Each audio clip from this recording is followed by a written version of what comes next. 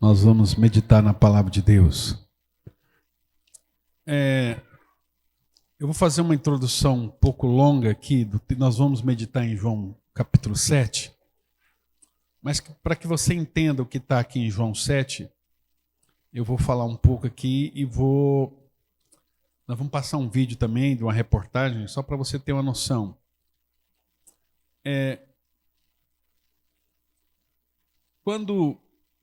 Logo após o Ano Novo Judaico, é em setembro.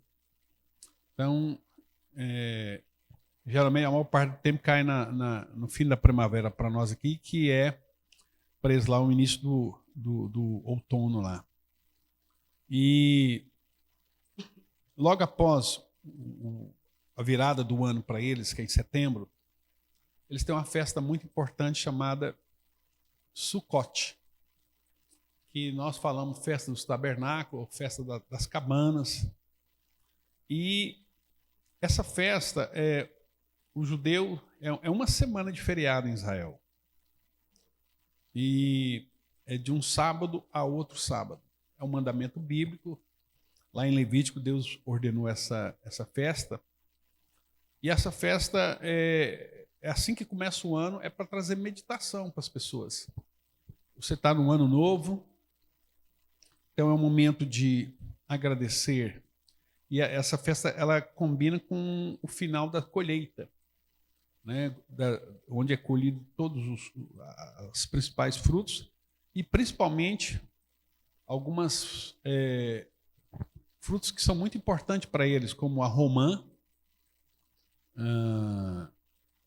a tâmara, a uva. Então, essa festa culmina com a colheita. Então, é uma celebração de colheita. Então, é um momento de ação de graça, é um momento de celebração. E que eles...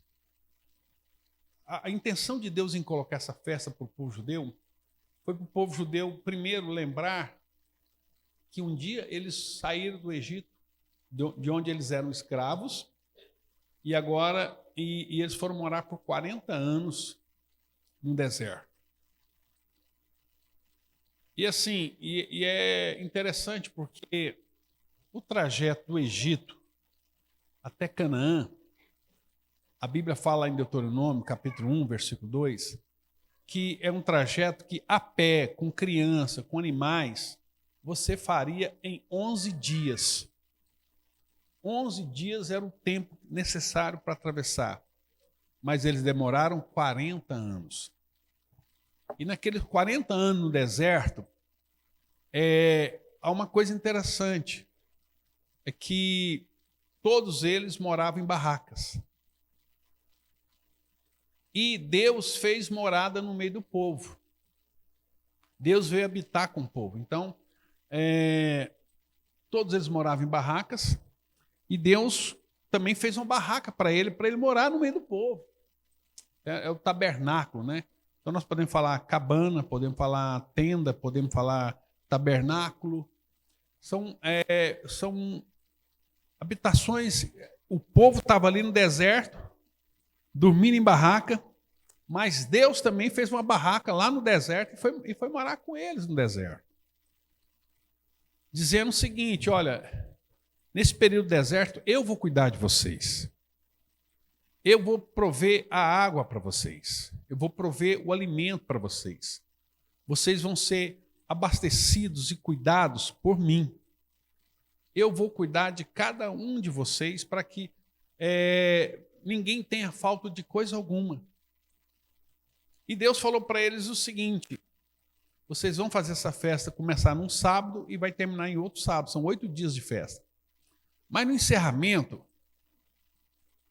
o dia do encerramento, o sacerdote vai pegar uma jarra de ouro, vai lá no tanque de Siloé, que é o principal fonte de abastecimento de água de Jerusalém, e vai pegar essa água numa taça, numa jarra de ouro, e vai derramar em cima do altar, dizendo o seguinte: Senhor, nós queremos te agradecer pela colheita deste ano, pela provisão, né?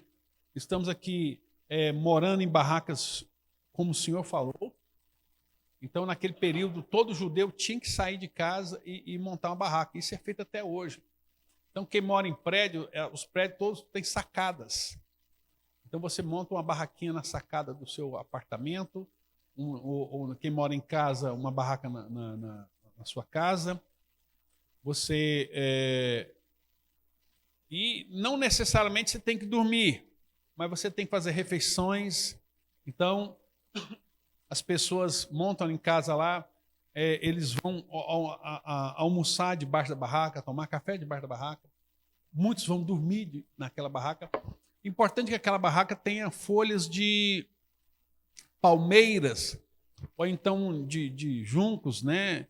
De forma que o céu não pode estar todo tampado, para que à noite você possa olhar e ver as estrelas e ver o cuidado de Deus. Então, o judeu faz isso logo após, na virada do ano. E qual que é a intenção disso? Primeiro, relembrar o período que eles moraram no deserto. Segundo, agradecer a Deus por tudo que Deus fez. E terceiro, clamar a Deus que abençoe o próximo ano. Então, a água que é derramada ali no altar era um pedido, eles estavam semeando água, né? Então, eles estavam semeando água para que no próximo ano haja chuva abundante, porque Israel depende muito, todo mundo depende, mas Israel depende mais, porque Israel é um deserto. Então, eles dependem muito da chuva. Então, o fato deles pegar uma jarra e derramar aqui, fala, Senhor, que esse ano seja um ano abundante de água no nosso meio, que haja água para as nossas lavouras, para que o ano que inicia seja um ano próspero para as nossas vidas, para que o Senhor venha suprir todas as nossas necessidades. Então, falar do passado, presente e futuro. Passado, recordação, presente, gratidão, e futuro, falando de prosperidade, que Deus realmente viesse abençoar o povo. Então, o que acontece? Quando você vai em Israel hoje, nesse período de setembro, início de outubro, você tem os restaurantes montam barracas nos estacionamentos, na porta, na rua, os cafés. Tem uma filmagem que nós vamos passar, vai dar para você ver o Starbucks, uma barraca bem discreta, você vai ver o Starbucks montando as barracas lá. Então você deixa de tomar num lugar fechado, com ar-condicionado, e você vai para fora. E nisso, o que eles estão ensinando? Eles estão dizendo o seguinte, que toda provisão, né, e você sabe que são pessoas muito ricas, né, esses judeus. Então tem gente que comanda o mercado financeiro do mundo, as grandes economias mundiais, tudo. Mas todos eles saem, vão morar em barraca, comer debaixo de uma tenda, dizendo o seguinte: por mais que eu tenha uma grande fazenda, por mais que eu tenha uma grande propriedade, por mais que eu tenha carros, por mais que eu tenha tudo, a verdadeira riqueza é o Senhor. Se o Senhor não prover isso, eu estou lascado. O ato deles é dizer assim, nós somos dependentes do Senhor. Então você vê homens bilionários, né, que se submetem a isso, né? Mark Zuckerberg, dono do Instagram, a família Rockefeller, que é a mais poderosa do mundo, né? Então, todos essas grandes famílias poderosas de banqueiros e tudo mais, eles vão e ficam em barraca dizendo, a nossa confiança é o Senhor, a nossa riqueza é o Senhor, a nossa dependência é o Senhor. Até mesmo ateus. É incrível, ateus, pessoas que não creem em Deus, celebram essa festa lá, porque a festa também fala da unidade do povo. E é comum você chamar a pessoa para tomar um chá na sua casa, um café na sua casa, ou jantar na sua casa nesses dias, é feito assim, você chama as pessoas para comer na sua casa. E há aquele rodízio, um comer na casa do outro, independente se você é judeu, se você crê ou não, se você... Não, é a unidade que fala mais alto. Então, isso aqui não é só hoje, isso aqui sempre foi assim. Então, eu fiz essa introdução para mostrar para os irmãos, nós vamos ler um texto que fala um pouco disso, mas é para vocês se situarem. E eu vou pegar também agora uma reportagem moderna, para vocês verem como que isso acontece nos dias de hoje, e depois nós vamos ler a palavra, amém? Então, tem uma matéria que eu separei para os irmãos aqui, para nós servir também, fazendo parte da introdução de tudo aqui que nós vamos falar. Pode soltar aí, Alexandre.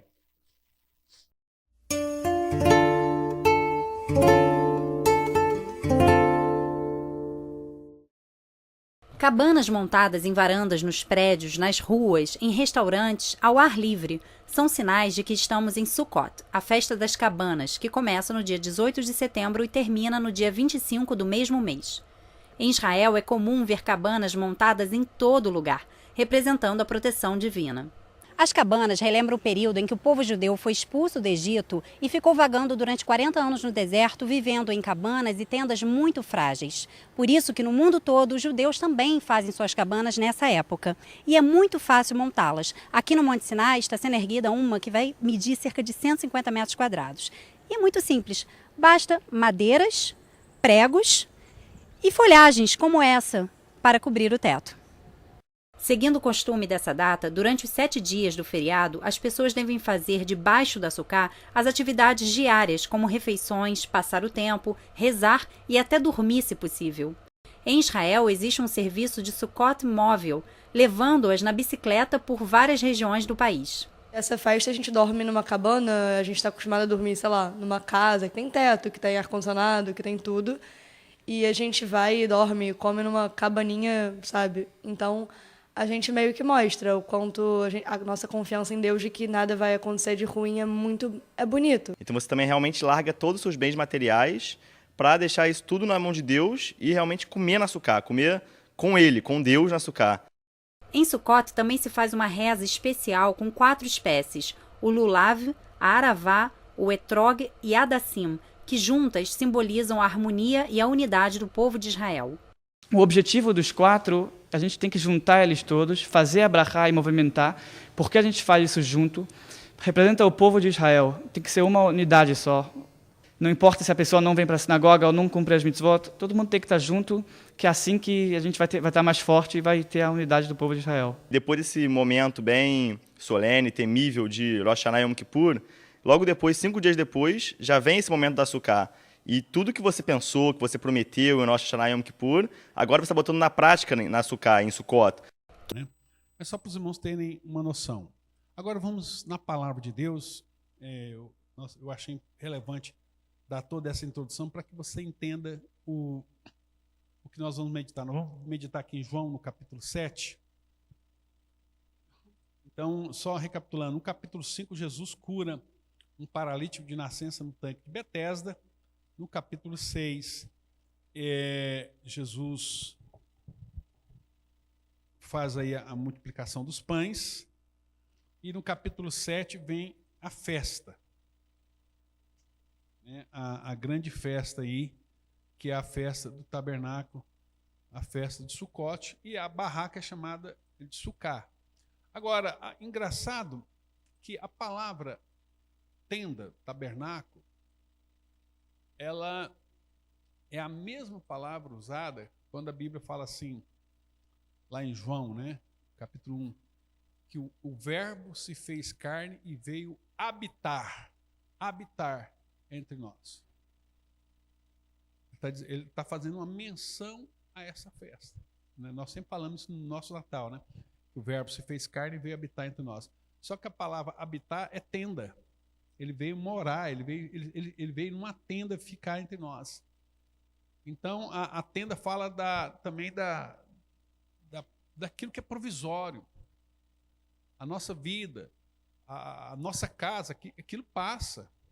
Aquilo é provisório, o recurso, tudo. Então, fala da brevidade da vida, que nós devemos valorizar aquilo que é eterno, acima daquilo que é provisório. Então, tudo vai passar. Tudo vai passar. Então, lá no João, capítulo 7, diz assim, a partir do versículo 1. Passadas essas coisas, Jesus andava pela Galiléia, lá no norte de Israel, porque não desejava percorrer a Judéia, que é a parte sul, visto que os judeus procuravam matá-lo. Ora, a festa dos judeus, chamada de festa do tabernáculo, que é Sukkot, das tendas, estava próxima. Então foi logo após a virada, 5 dias depois da virada do ano, né? Dirigiram-se, pois, a ele seus irmãos e lhe disseram. Então os irmãos de Jesus, vou repetir, dirigiram-se, pois, a ele os seus irmãos. Jesus tinha irmãos e irmãs. A ordem do anjo para Maria, para José, perdão, foi que José não podia tocar em Maria enquanto Maria estivesse grávida. Ele não podia tocar nela, sexualmente falando. Mas após o nascimento de Jesus, né, ele tinha essa permissão por Deus, a ordem era apenas até o nascimento de Jesus, e tanto é que ele tinha, né, tinha irmão que se chamava Tiago, que é o segundo depois dele, tinha o Judas, tinha outros irmãos e irmãs que a Bíblia enumera aí. Mas olha só, diz assim, dirigiram-se, pois, a ele seus irmãos e lhe disseram, deixa este lugar e vai para a Judéia, para que também os teus discípulos vejam as obras que fazes, porque ninguém há que procure ser conhecido em público e, contudo, realize seus feitos em oculto. Se faz essas coisas, manifesta-te ao mundo, pois nem mesmo seus irmãos criam nele. Então os irmãos de Jesus estão falando para ele assim, olha, cara, se você quer sucesso, se você quer aparecer, você tem que sair da Galileia, você tem que ir lá para a Judéia, você tem que ir para Jerusalém, está tendo a maior festa em Jerusalém. Se você for descer lá para Jerusalém, você vai bombar lá, você vai ser famoso. Não dá para você ficar aqui, uma grande festa dessa acontecendo, e você aqui. Só que aquelas pessoas queriam matar Jesus.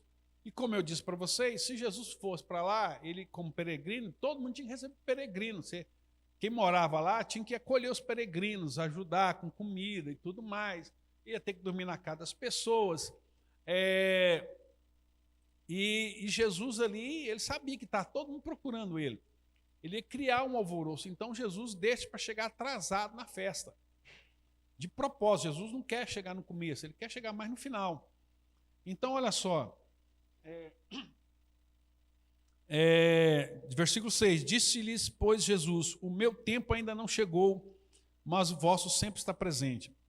Não pode o mundo odiar-vos, mas a mim me odeia, porque eu dou testemunho a respeito de que as suas obras são más. Quer dizer, por que o mundo me odeia? Jesus está falando. Porque eu denuncio o pecado do mundo. Eu falo as coisas que estão erradas. Então, esse é o papel profético da igreja, denunciar pecado. Então, nós não devemos... eu até falei, acho que foi domingo passado, no culto da noite, né? Eu disse isso aqui porque eu estava falando com os irmãos acerca de um homem chamado Bill Hybels, um pastor americano muito famoso, muito conhecido. Eu tenho alguns livros do Bill Hybels aqui na minha biblioteca.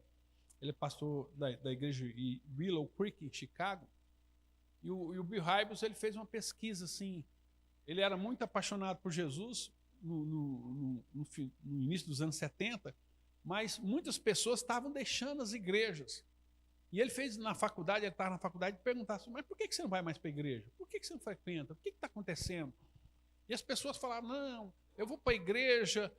Ele começou a perguntar às pessoas não crentes qual que era o problema que elas tinham com a igreja. E as pessoas falavam, não, porque eu vou lá para a igreja, eu quero uma palavra de ânimo, uma palavra que me levanta, uma palavra de graça. E as pessoas ficam falando de pecado, ficam levando a gente para baixo, aquela estrutura milenar, atrasada e tudo mais, aquelas músicas sem graça. E Bill Hybels foi anotando todas essas coisas.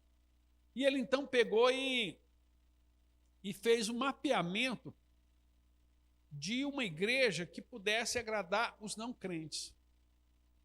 E aí então ele nasce a Willow Creek, que é uma igreja que vai influenciar a maior parte das igrejas nos Estados Unidos e no mundo.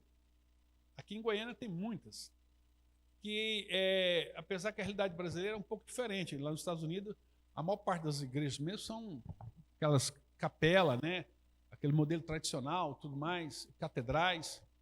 E ele então faz uma igreja tipo assim, que não tem cara de igreja, com estrutura moderna, toda uma estrutura moderna, com praça de alimentação e tudo mais, grandes estacionamentos e diversão para crianças, e uma igreja com cara de shopping, sabe? Uma igreja com cara de shopping center, onde você não prega temas sensíveis, você não toca em pecado, você não fala de coisas, você só fala palavras positivas que as pessoas querem ouvir, palavras que te levantam, palavras que geram ânimo em você e que te agrada. Então, não há nada contra o pecado, mas uma palavra bem suave, as músicas bem contemporâneas e tudo mais.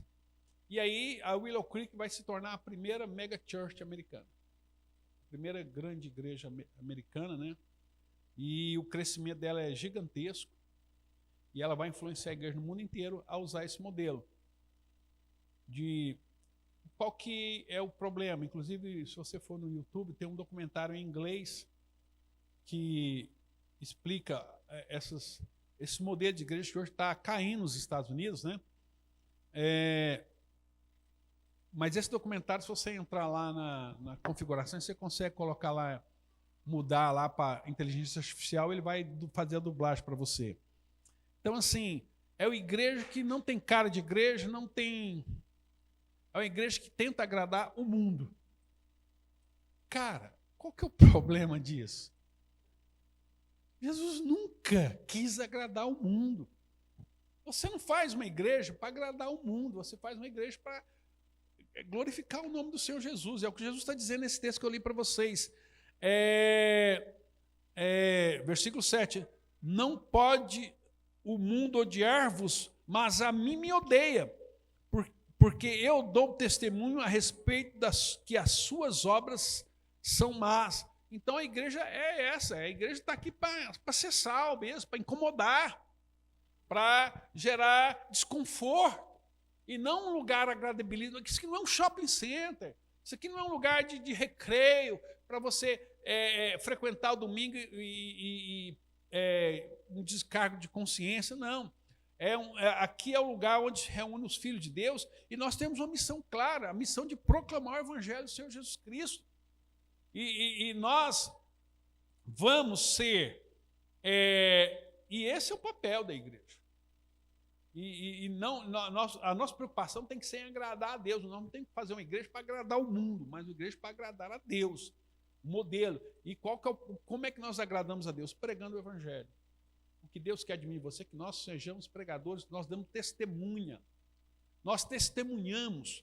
Então a palavra testemunha é mártir, é que for necessário você vai morrer, mas você vai dar testemunho. Quando você pega assim, vê o que está acontecendo hoje na Nigéria, no Irã, na Índia, um tanto de crentes sendo mortos, né? E a gente vê aqui agora no Brasil está uma moda de ser crente, né? De ser cristão, de você falar que é cristão, e é uma coisa perigosa, porque tem muita gente dentro das igrejas que não são nascidos de novo. Eu conversava com um pastor de uma igreja americana, e a igreja dele tem aproximadamente 1.300 membros. E esse pastor falava assim para mim, olha, na minha igreja, eu creio que uns 70% da igreja, olha só, um pastor de uma igreja de 1.300 pessoas, uma igreja assim, você olha assim, muito bem sucedida nos Estados Unidos. E eu conversando com esse pastor, nós estávamos almoçando junto, ele falou assim, Júlio, eu creio que mais ou menos 70% dos membros da minha igreja não nasceram de novo. Não são nascidos de novo. Porque muitos brasileiros que frequentam ali vão para poder rever os irmãos, ter saudade do Brasil, fazer hub, né, fazer conexões, fazer internet, procurar algum jeito de negócio, ser amparado, ser acolhido. Mas 70% ali nunca nasceram de novo. Então, irmãos, nós não temos essa preocupação, nós não devemos ter essa preocupação em fazer uma igreja para agradar o mundo. O mundo odeia Cristo, o mundo odeia Cristo. Mas vamos continuar aí. Versículo 8, Jesus fala para os irmãos dele, subi vós outro à festa, e eu, por enquanto, né, Ele não está dizendo que ele não ia, ele está dizendo, por enquanto não subo, porque o meu tempo ainda não está cumprido. Disse-lhe essas coisas e continuou na Galiléia. Versículo 10. Mas depois que seus irmãos subiram para a festa, então subiu ele também, não publicamente, mas em oculto, para não chamar atenção. Jesus não queria chamar atenção. Ora, os judeus o procuravam na festa e perguntaram, onde estará ele? E havia grande murmuração a seu respeito entre as multidões. Se crê que geralmente Jerusalém triplicava, é mais ou menos o que acontece aqui em Trindade, né? Você tem a população e você tem o número de turistas que chega 3 vezes, 4 vezes mais o número de habitantes da cidade, né? Não tem hotel que sustenta isso. Uns diziam, ele é bom, e outros, não, antes engana o povo. Entretanto, ninguém falava dele abertamente por ter medo dos judeus. Versículo 14. Corria já em meio à festa e Jesus subiu ao templo e ensinava. Então Jesus chegou ali mais ou menos no 4º dia. A festa já estava andando ali, e no meio da festa Jesus aparece ali. Era 8 dias, né?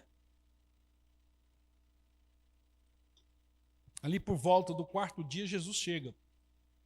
Então os judeus se maravilhavam e diziam, como sabe este letra sem ter estudado? Porque é o seguinte, e é aqui que eu quero chamar a atenção dos irmãos. Porque Jesus, e é importante nós entendermos, Jesus ensinava como quem tinha autoridade. O ensino de Jesus não era um ensino filosófico, mas um ensino que de quem vivia realmente e praticava tudo aquilo que ele falava. E isso causava para as pessoas que ouviam Jesus uma estranheza, assim, porque ele, quando ele abria a boca, as pessoas paralisavam, as pessoas escutavam. O timbre da voz, a forma como ele se expressava, tudo isso, a autoridade que Jesus tinha, né, fazia com que as pessoas se estremecessem. Você vê que quando ele foi para ser preso, lá que os soldados chegaram e falaram assim, quem é Jesus? Jesus fala, sou eu. A Bíblia diz que todo mundo desmaia. Todo mundo cai no chão, os caras desmaiam, só porque ouviu Jesus falar, sou eu. Né? Eu sou. Então, há muita autoridade. E há um versículo aqui em Mateus, no capítulo de número 7, quando ele encerra o Sermão do Monte, e que ele fala tudo aquilo que ele disse no Sermão do Monte, o versículo de capítulo número 7, versículo 28, que fala do encerramento, Mateus 7, 28, diz assim, quando Jesus acabou de de proferir essas palavras, estavam as multidões maravilhados da sua doutrina. As pessoas ouviam Jesus atentamente, comiam, se alimentavam daquela palavra cheia de graça, cheia de autoridade, cheia de vida, diferente de tudo, daqueles ensinamentos dos rabinos, dos fariseus, aquela coisa metódica, aquela coisa sem graça, sem vida. O cara prega, mais uma palestra do que uma pregação, né? Porque ele não há um envolvimento, aquilo não está na carne dele, aquilo não faz parte do sangue. Esse tempo atrás eu estava em Portugal e estava eu e o pastor Marcos, e nós estávamos com o pastor da nossa igreja em Hereford, o Timothy. E aí eu estava falando para o Timothy assim, algumas coisas da Bíblia, né? Aí o Timothy me corrigiu, me chamou a atenção. Assim, mas por que você fala assim? Por que você fala assim? Você tem que ficar assim, eufórico e tal. Não precisa disso. Eu falei, mas você não dá. Como é que você fala isso e continua do mesmo jeito que você está? Eu não consigo falar disso aqui. Eu estou falando de Jesus, Timothy. Eu estou falando de como é. Não, porque vocês são É isso mesmo, eu não dou conta de falar disso. Está entendendo? Então, a vida, essa palavra, antes de ir para os irmãos, ela tem que gerar em mim, isso aqui tem que mexer comigo, com as minhas emoções. Né? Às vezes a pessoa fala, não, o evangelho não pode ter emoção. Como? Né? Por exemplo, você pega o Lucas falar para Sara, o marido dela, falar assim, ai, Sara, eu te amo. Tem que ter emoção. Não é assim que o marido fala para a mulher que ama. O negócio tem que... Um vulcão tem que vir assim e expressar. Não é verdade? Tem que haver expressão, tem que haver sentimento, tem que haver alegria. Aquilo tem que, quando ouvir, é igual a multidão ouvir Jesus. A Sara tem que tremer e falar, meu Deus. Né? Meu Deus. Tem que ter unção. Tem que ter unção nessas palavras. Então aqui as pessoas ficavam maravilhadas como Jesus, porque, e aqui a Bíblia vai explicar o motivo da autoridade de Jesus. O próximo versículo, o versículo de número 29, fala assim, olha aí, diz assim, porque ele as ensinava, olha só o que diz o versículo 29, falando da onde vinha a autoridade de Jesus, porque ele as ensinava como quem tem autoridade, e não como os escribas, quer dizer, aquilo era real para ele, aquilo era vida, aquilo era vivo para ele, aquilo era vivo, era real. Então, por isso que quando Jesus falava, tudo parava, aquilo tinha autoridade, as pessoas. E aí o problema é que Jesus não estudou na escola de rabino nenhum, ele não estudou na escola de Hilel, não estudou na escola de Gamaliel, ele não estudou nos grandes rabinos daquela época, ele não estudou. Então, e as pessoas ficam, como é que ele sabe muito? Como é que ele sabe tanto? Como é que ele aprendeu essa doutrina? Essa coisa que entra aqui, rebenta, destrói por dentro, essas palavras que queima, essas palavras que arde. Lembra lá quando os discípulos de Emaús falavam assim, cara, você não viu lá quando nós estávamos caminhando, quando ele falava aquelas coisas para nós, acerca dos profetas, como aquelas palavras ardiam em nosso coração? Então você nota que as pessoas que conversavam com Jesus, elas sentiam isso, havia um fogo, um arder. Os discípulos de Emaús falavam, aquelas palavras ardiam dentro de nós, que lá queimava. Então Jesus tinha autoridade para falar essas coisas. Então ele diz aqui, no versículo 15, que nós voltamos lá para João 7, né? 7,15, fala assim, então os judeus se maravilhavam e diziam, como sabe este letras sem ter estudado nas escolas dos rabinos, né? Jesus não estudou na escola dos rabinos. Versículo 16, aí Jesus vai responder para ele, o meu ensino não é meu, e sim daquele que me enviou. Se alguém quiser fazer a vontade dele, conhecerá a respeito da doutrina. Olha que coisa mais linda. Jesus está falando assim, cara, você quer aprender como eu aprendi? Coloque sua vida à disposição de Deus. Fala, Deus, eu quero viver para a tua glória e para a tua vontade. A Bíblia diz que o Espírito Santo virá em nós e nos ensinará todas as coisas. É diferente. Ele diz assim, se ela é de Deus ou se eu falo por mim mesmo. Quem fala por si mesmo está procurando a sua própria glória, mas o que procura a glória de quem o enviou, esse é verdadeiro e nele não há injustiça. Não vos deu Moisés a lei? Contudo, ninguém dentre vós a observa. Olha o que Jesus falou, sabe por que vocês não têm autoridade? Porque vocês não obedecem. Vocês não vivem. Por isso que Jesus chamou os fariseus o tempo inteiro de hipócrita. Por que é um hipócrita ali? Vocês ensinam uma coisa e não vivem aquilo. Jesus, o ensino deles não era errado. Jesus falou para os discípulos, olha, observai tudo que os fariseus falam, observai os ensinos do fariseu. E ele falou, mas cuidado com a doutrina, com o fermento, perdão, mas cuidado com o fermento dos fariseus. E os discípulos, como assim? Não, porque tudo que eles falam é direitinho, está na Bíblia, está certinho. O que eles falam está certo, mas eles não vivem o que eles falam. Eles são hipócritas, são mentirosos, né? E por isso que o nome fariseu virou sinônimo de hipocrisia, porque os fariseus conheciam a palavra, ensinavam a palavra, falavam da palavra, mas não viviam a palavra, por isso que não tinham autoridade. Não tinham autoridade. Isso é importante na sua casa. A sua mulher te olhar e ver que você tem autoridade.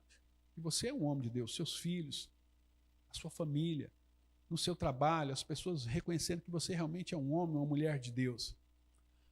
E Jesus continua dizendo, versículo 19, né? Não vos deu Moisés a lei, contudo ninguém dentre vós a observa, por que procurais matar-me? Respondeu-lhe a multidão, tens demônio, quem é que procura matar-te? Os caras estavam ali para matar e estavam negando, né? Replicou-lhes Jesus, um só feito realizei e todos vós admirai. Está falando da cura do paralítico lá, que ele curou paralítico no tanque Betesda no dia de sábado, né? Pelo motivo de que Moisés vos deu a circuncisão, se bem que ela não vem dele, mas dos patriarcas. No sábado circuncidais um homem. Quer dizer, na sinagoga de vocês, quando um cara chega lá de sábado, vocês circuncidam ele, vocês pegam ali o pênis dele e cortam ali a glande, aquela pele, vocês fazem circuncisão no sábado. E se um homem pode ser circuncidado em dia de sábado, para que a lei de Moisés não seja violada, por que vos indignais contra mim pelo fato de eu ter curado num sábado ao todo um homem? Quer dizer, vocês só pegaram ali, fizeram no sábado, pode circuncidar, porque agora está consagrando essa pessoa a Deus, é diferente. Mas Jesus falou, agora no sábado eu curei um paralítico de nascença. O cara nasceu paralítico e ele foi curado todo. Por que ele foi curado? Por que ele foi curado todo? Porque esse cara não foi curado só da sua paralisia. Esse cara nasceu de novo, foi curado integralmente, corpo, alma e espírito. O cara agora é nova criatura, o cara nasceu de novo. E Jesus está falando, cara, eu curei um cara todo no sábado, e por causa disso agora vocês querem me matar. Vocês querem me matar porque eu fiz bem no sábado, porque eu realizei um milagre no sábado. Ele diz, e se o homem pode ser circuncidado no dia de sábado, para que a lei de Moisés não seja violada, por que vos indignais contra mim pelo fato de eu ter curado num sábado ao todo um homem? Não julgueis segundo a aparência, mas sim pela reta justiça. Não julgueis pela aparência, mas sim pela reta justiça. Não julgue as coisas por aquilo que é aparente, né? Mas pela verdadeira justiça. Dizia alguns de Jerusalém, não é este aquele a quem procuram matar? Olha só, Jesus estava ensinando ali, mais ou menos no quarto dia da festa. Aí agora que Jesus está ensinando, e Jesus tocou num ponto sensível, os caras pegam e falam assim, não é esse Jesus que está todo mundo querendo matar ele? Eis que ele fala abertamente e nada lhe dizem. Porventura reconhece verdadeiramente a autoridade de que este é de fato Cristo? Quer dizer, cadê as pessoas que queriam matar ele? Ele está ensinando aqui, ninguém faz nada, ninguém vai prender ele não, ninguém vai matar ele não. Tem que pegar ele aqui, ó, ele está ensinando aqui. Jesus, pois, enquanto ensinava no templo, clamou dizendo, vós não somente me conheceis, mas também sabeis de onde eu sou. E não vim, eu pulei o 27, né? 27 diz assim, nós todavia sabemos de onde este é. Quando, porém, vier o Cristo, ninguém saberá de onde é. Deixa eu achar um versículo para os irmãos em Mateus aqui, só para explicar para os irmãos aqui. Se eu não me engano, é Mateus 13, onde fala da família de Jesus aqui, que na hora que eu preparava, não me atentei para isso, me veio aqui à mente aqui agora, Mateus 13, onde fala aqui aqui, Mateus 13, vê o 53 em diante, projeta para nós em Mateus 13, 53. Tendo Jesus proferido essas palavras, retirou-se dali. E chegando à sua terra, Nazaré, né, ensinava na sinagoga, de tal sorte que se maravilhava e dizia: de onde lhe vem essa sabedoria e esses poderes miraculosos? Então Jesus está pregando lá em Nazaré, lá onde ele cresceu, né? Ele não nasceu ali, mas ele foi criado ali. Aí esse cara, onde que ele adquiriu essa sabedoria? Onde que ele estudou? E esses sinais milagrosos que esse homem faz, onde que ele recebeu esse poder? Olha o versículo 55. Isso é que pegava. O que pegava era isso aí, olha só. Não é este o filho do carpinteiro? Não se chama sua mãe Maria? E seus irmãos Tiago, José, Simão e Judas? Não vive entre nós todas as suas irmãs? De onde lhe vem, pois, tudo isto? E escandalizavam-se nele. Jesus, porém, lhe disse: não há profeta sem honra, senão na sua terra e na sua casa. Então, eles ficaram maravilhosos, mas ele não é filho do carpinteiro, do José. A mãe dele não é Maria. Ele não é irmão, não tem mais 4 irmãos, o Tiago, o José, o Simão e o Judas. Ele não tem, as suas irmãs não estão aqui no nosso meio. Então, Jesus tinha aí 4 irmãos, e no mínimo mais 2 irmãs, né? Filhos de Maria. Então, ele sabe, Jesus vinha de Nazaré, conhecia a família dele, o pai dele, a mãe dele. E aí eles usam isso como argumento para falar que Jesus não é Cristo, porque Jesus nasceu em... Não é que ele nasceu, ele morava em Nazaré. E aí, o versículo 27 que nós lemos, fala assim: nós, todavia, sabemos de onde este é. Quando, porém, vier o Cristo, ninguém saberá de onde ele é. Jesus, porém, enquanto ensinava no templo, clamou, dizendo: vós não somente me conheceis, mas também sabeis de onde eu sou. E não vim porque eu de mim mesmo o quisesse, mas aquele que me enviou é verdadeiro, e aquele a quem vós não conheceis. Vocês me conhecem, mas vocês não conhecem Deus. Vocês não conhecem o Pai. Eu o conheço, porque venho da parte dele e fui por ele enviado. Então procuravam prendê-lo, mas ninguém lhe pôs a mão, porque ainda não era chegada a sua hora. Então, olha aqui. Está vendo? Tem pessoas que falam que Deus não interfere. Os caras queriam prendê-lo, os caras queriam matá-lo, mas Deus falou: não é hora.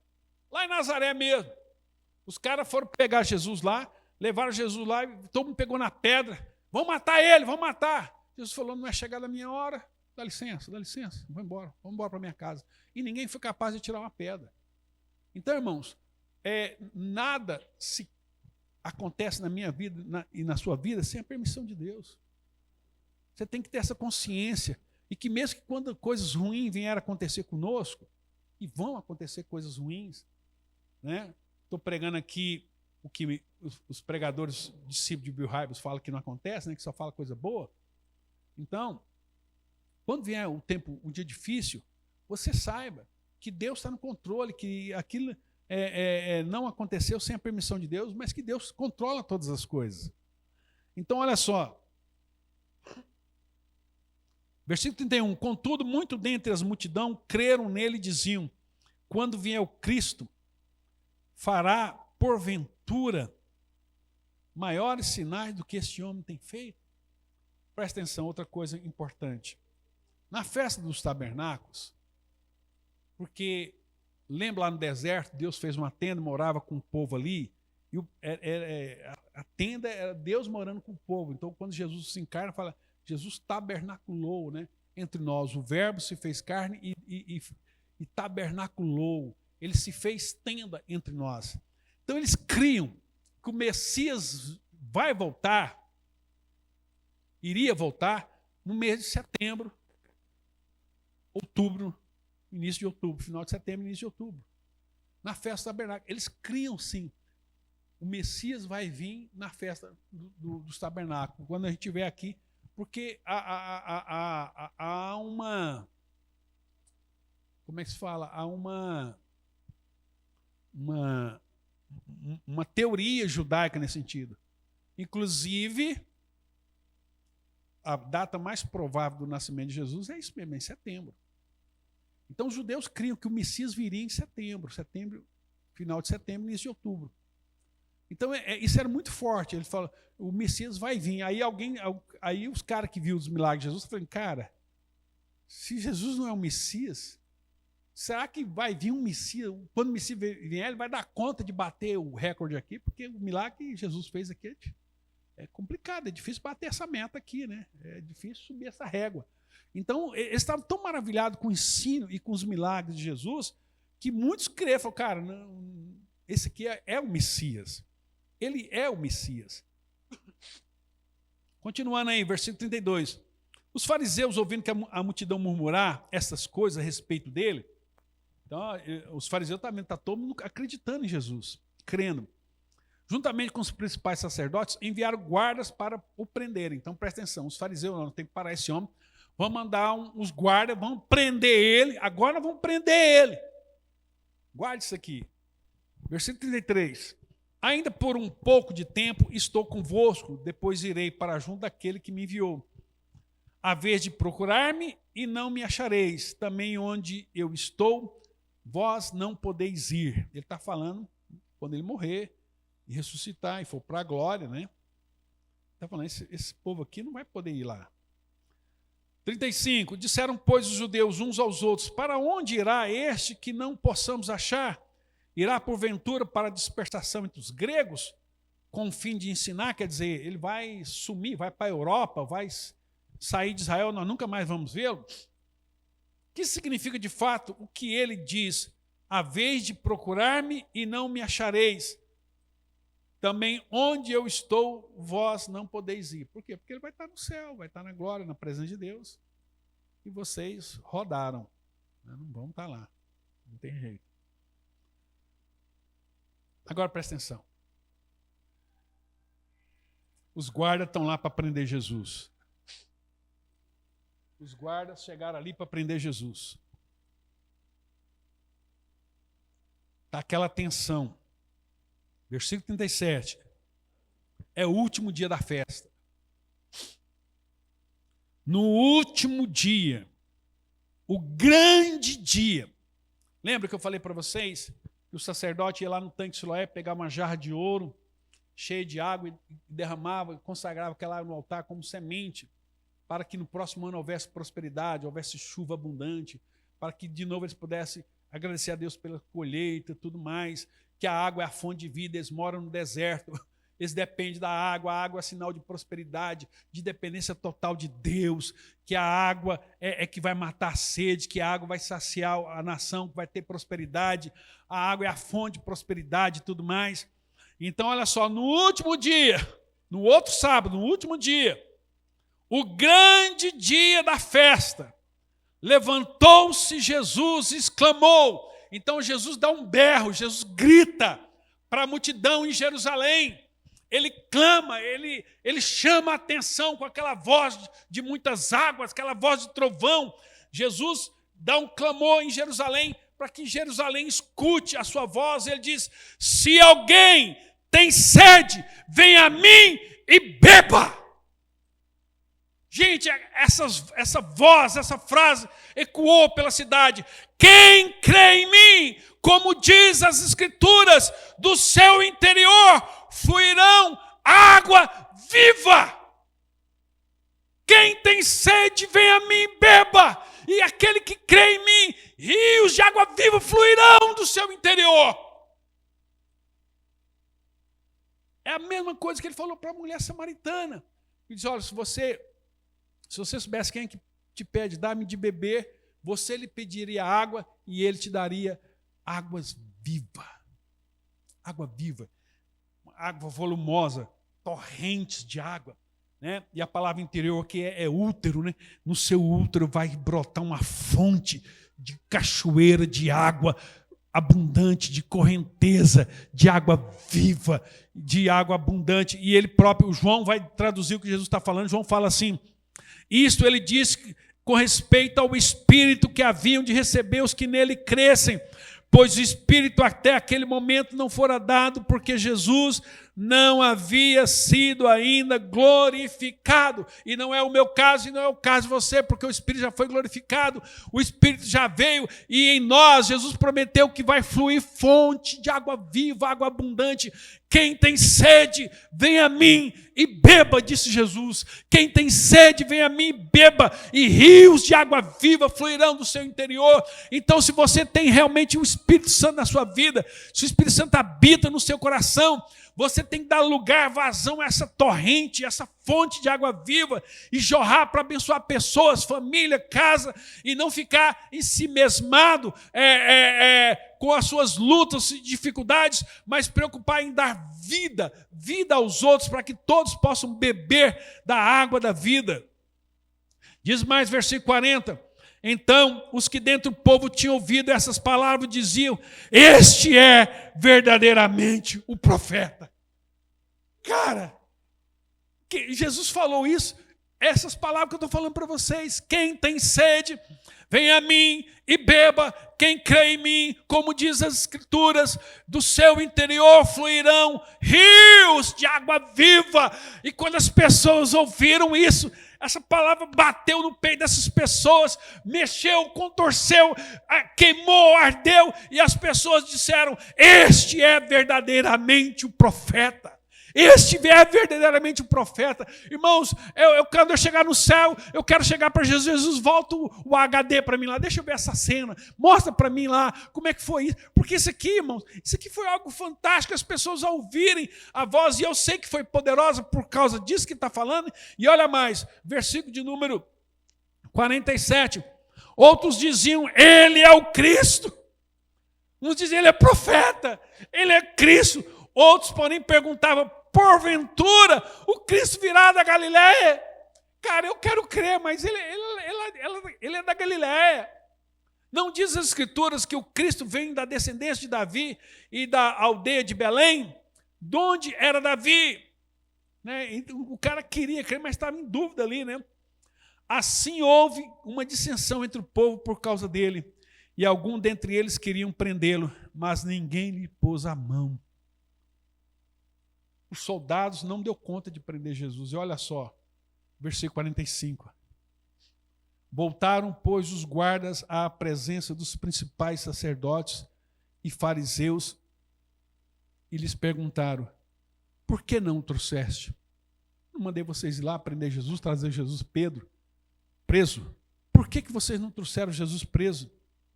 Versículo 46. Os guardas vão responder.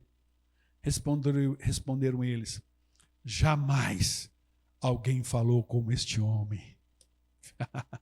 Os guardas creram, irmão. Os guardas foram prender Jesus e creram. Os guardas ouviram essa palavra. É como Paulo, né? A história narra que todo carcereiro que colocava para vigiar Paulo, o cara convertia. Todos se convertiam. Que palavra que esse Jesus falou, que autoridade. Os caras não deram, o cara foi lá para prender, os caras voltaram crente. Os caras dizem: ninguém, jamais alguém falou como este homem.